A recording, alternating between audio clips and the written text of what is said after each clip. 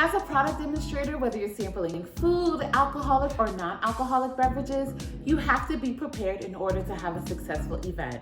Hi, I'm Brianna and welcome back to my channel. In this video, I'm going to focus on off-premise events and give you my top 10 for off-prem.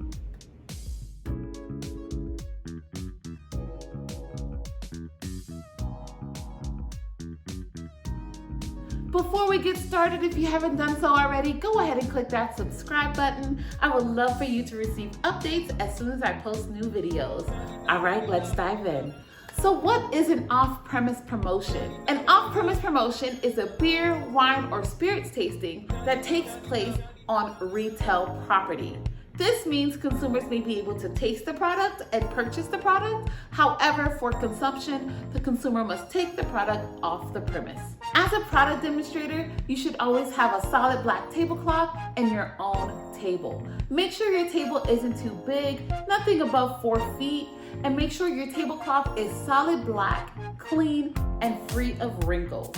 Most companies prefer a black tablecloth because it's a neutral color, and if you spill any product on it, it's very hard to show up. As far as the size of your table, speak to your agent and see what suits the promotion best. Second on my list are unbranded sample cups and ice buckets. I recommend both being clear, that way you can better show off your product. Third on my list are bottle openers and foil cutters. You don't want to struggle opening your product. I don't know what I'm doing. And you don't want to look unprofessional asking associates to use their materials. Come prepared. Number 4, protective wear. Bring gloves, hairnets, hats, aprons. Have all of that with you just in case. You never know what the retail establishment may require. I also like to have hand sanitizer on me as well as some napkins just in case a spill happens. Number 5, brand information and the proper signage. If you can't remember all of your talking points, because I know you studied, it's okay to write down notes. Keep those notes with you, and if customers ask you those questions that you're unsure about, refer to your notes.